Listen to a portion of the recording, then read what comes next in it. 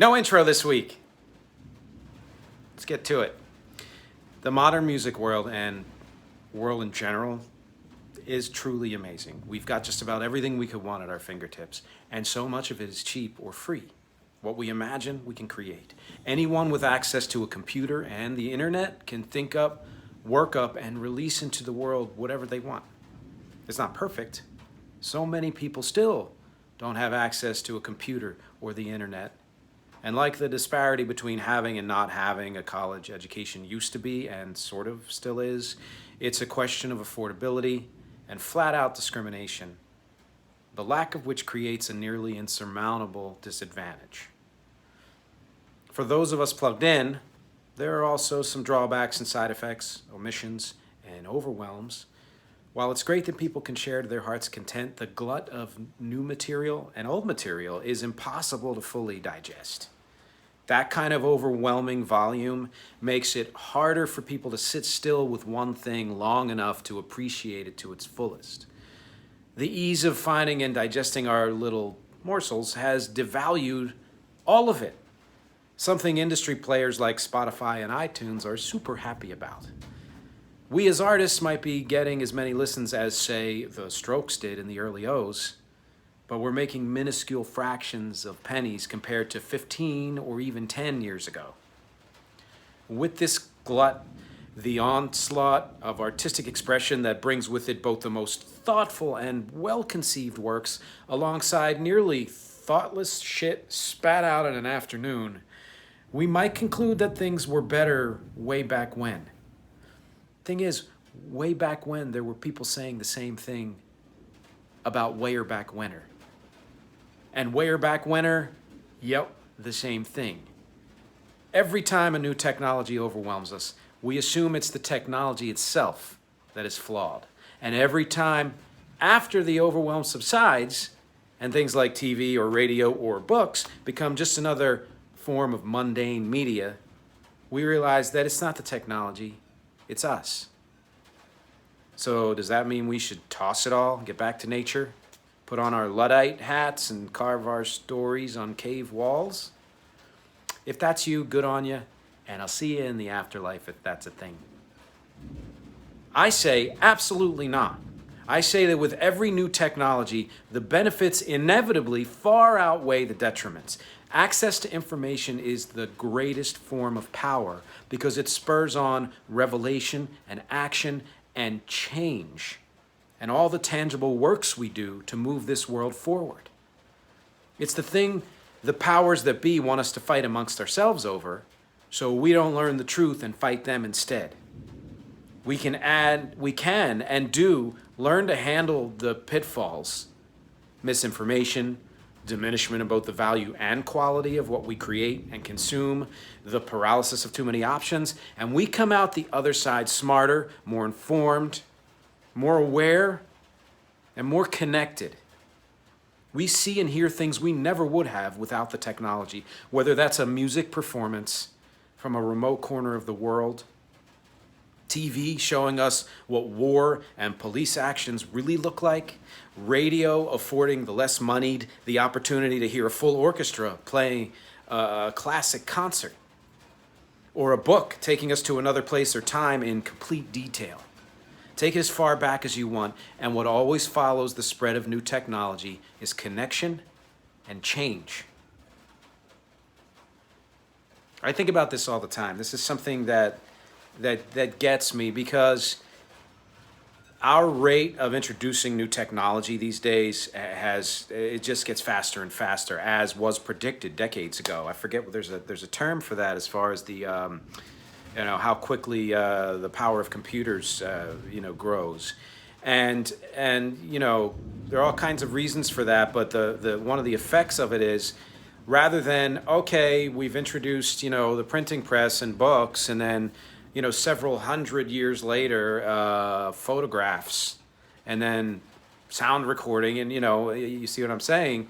It's every couple of years or 5 years at most, some new technology comes along that upends everything else, or that adds more to what we have or own or do, or ways in which we consume and create and all of that, which one new technology is super overwhelming. So a bunch of them, I mean, all, coming in rapid fire succession, you would imagine that this is a constant conversation that all of us are having. And I try not to say there is merit to both sides of most arguments, not all arguments. Let me be clear in saying there are some arguments that aren't actual arguments. They're just shit. They don't have any basis in anything other than that person's emotions, which forms their opinions. And valid for them to feel it, but as an actual objective arguing point, no, there are some that are just completely fucking invalid. I'm sorry, it's true. But in this case, there are valid points on both sides of this argument in that technology has brought good and bad. You talk about the developments of atomic power and things like that, and the bomb, and during the time of World War II and pre-World War II and after it, there was a lot of discussion about should certain types of technologies just never be invented, and the thing is, I do believe that it's not ever the technology itself that is why that is either good or bad. It's a neutral thing. We impose upon it positives, negatives. We use it for good or for ill. That's what we do. That's what our humans. We're creating the fucking thing. So, we also can create how they're used and why they're used and all of that stuff.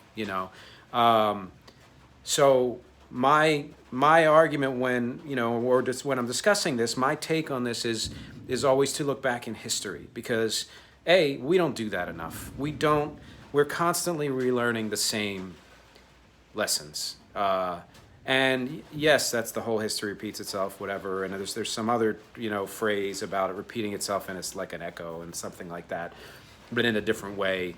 Fine, all that's right. And what it all says is that no matter how many times we've learned a lesson, when society turns over, when it shifts into a different age, let's say, a different era, there's a really good chance that those lessons are going to be forgotten, either because people grow up not learning them, they don't have access to the information, they don't care enough, or people who do know them might say, oh, well, that was then. That just mattered then. It doesn't matter now. And that's never true. That's never true for issues like this.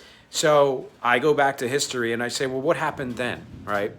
I once read a quote, 10 years ago on the internet, that was something about how, or right around the advent of like smartphones and stuff like that, and it was something about how this new, blah blah is going to ruin America and the world, and and it's corrupting people and this, that, and the other, and it was actually a quote from 100 years before then about radio. And it's a perfect example of how there will always be people on both sides of an argument like this, or any argument, and the new technology is just a place for them to put their feelings about it, their ideas about it. So, a perfect example. Before I get to that, so my take on it is the technology itself is neutral. What we do with it makes it good or bad, and then on the whole, society always benefits from a net gain from any new technology, especially that has to do with information and things like that. And so here's an example. I'll even go further back than the notes that I have over here. Fucking papyrus, right? So you had to carve things in stone, and then you could just ink things by hand. And for 1,000, 1,500, 2,000 years, depending on, where you were, you had to do that. But in the beginning, it gave people the opportunity to read things that they couldn't otherwise read. They didn't have to go somewhere. Those scrolls could be delivered, That was fine. Still not great. So then the printing press came along, and what was it, like the 1400s? And books, which means the average person, most of them, could read things that they couldn't have read before, because, monks can only copy shit so quickly. And the printing press could just pump it out, and it was easier to get, it was cheaper, and the whole thing, which increased not just knowledge, but it increased literacy, a huge bump in literacy in the world, anywhere the books were. Radio. brought not just music, but it brought other forms of entertainment, stories, radio shows, things like that, and news to areas that wouldn't otherwise be exposed to all of that. You might see some of it in your newspaper, but you're not going to get, as much of maybe world news and things like that. And I'm telling you again that every single one of these technologies, somebody said something about them that was like it's going to ruin the world. And some people who say that, they say it because they themselves are afraid that that might happen. Those are really true Luddites. And look the word up if you don't know. It's cool. I think it was in the 19th century that phrase came about the Industrial Revolution and stuff. But some of those people were people trying to control information and trying to scare people into thinking that these two new technologies were going to do harm to them. TV is a perfect example. So, TV didn't just make what we imagine visually right there in front of us, from the teeniest, funny enough, teeniest screens, giant screens. It just grew over the decades to giant screens, and now most of us are watching on these teeny screens again. I believe the quality's a little better. You can't quote me on that, but yeah. But that TV also exposed us to things like the horrors of the Vietnam War. It gave us more information on Watergate than we would have read. It's more easily digestible than reading an entire article. And if you were getting your news from reputable sources, you learned about things like Watergate, things like Iran-Contra, and things that you might not have paid much attention to in the newspaper. There's a lot of print, right?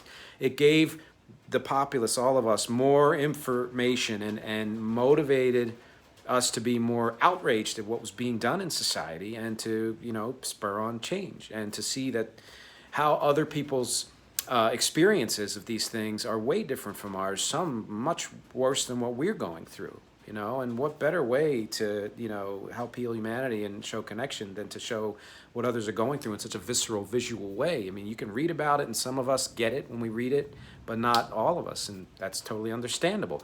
And then the internet, did all the things that all those other things did, but just like exponentially more, And then, of course, as with every technology, it brings all the crap and the good along with it, right?